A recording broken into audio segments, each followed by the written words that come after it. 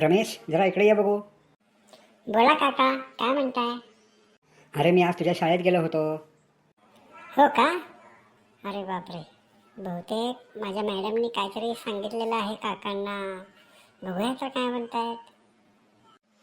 बरं, काय म्हणाले माझ्या मॅडम? मॅडम सांगत होत्या की तू काय अभ्यास करत नाही, काही नाही, गोंधळ करत असतो शाळेमध्ये आणि इतर मुलांना तू त्रास देतो. काय केलास नेमकं तू शाळेमध्ये? सांग बघू जरा. काका नाही हो, मी तसं काही केलंच नाही. आणि मी फक्त थोडाफार प्रॉब्लेम केला होता आणि मी परत यापुढे नाही करणार. अभ्यास करेन मी, पण मला अभ्यासच नाही करू वाटत. तुम्ही मला काहीतरी सांगा ना. ठीक आहे, मी तुला आता एक गोष्ट सांगतो. नीट ऐक.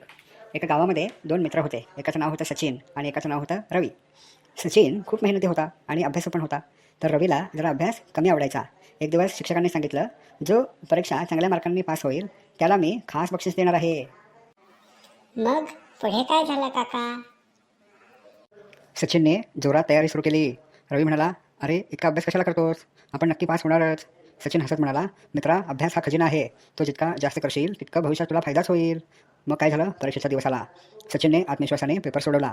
रवी मात्र बघतच बसला. अभ्यास केलाच नाही. तो टी व्ही पाहिला, खेळला, पण अभ्यास मात्र तो केलाच नाही. काही दिवसानंतर परीक्षेचा निकाल लागला आणि सचिनचा प्रथम क्रमांक आला. तर रवी नापास झाला. मग पुढे काय झालं? त्याला बक्षीस दिलं का? आणि जो नापास झाला त्याचं काय झालं? त्याच्या शिक्षकांनी, मॅडमनी, सरांनी सचिनला मोठं बक्षीस दिलं आणि सगळ्या वर्गासमोर सांगितलं, अभ्यासाचा खजिना कधीही संपत नाही.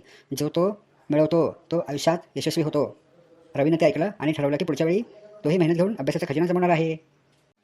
हो, पण तो तर नापास झाला होता ना. हो, तो नापास झाला होता, पण पुढच्या वेळेस तो दोनदा अभ्यास केला आणि त्याच्यापेक्षाही त्याला जास्त मार्क मिळाले. तर नेहमी अभ्यास करायचा बरं का. इतर मुलांच्या खोड्या काढायच्या नाही. आपला आपला अभ्यास करायचा आणि खूप खूप मोठं व्हायचं. हो काका, नक्की. मी पण अभ्यास करेन आणि माझी तक्रार पुन्हा येऊ देणार नाही. आता बहुतेक याच्यामध्ये थोडासा फरक पडेल आणि तो अभ्यासही करेल. तुम्हीही तुमच्या मुलांना ही गोष्ट जरूर ऐकवा आणि इतर नवीन गोष्टीसाठी चॅनलला सबस्क्राईब पण करा आणि बेल आयकॉन पण दाबा. आणि अशी कुठली तुम्हाला गोष्ट आहे माहिती, ती गोष्ट कॉमेंटमध्ये लिहा. तुमच्या प्रतिक्रिया अवश्य कळवा. धन्यवाद. पुन्हा भेटूया दुसऱ्या कथेमध्ये. Bye bye.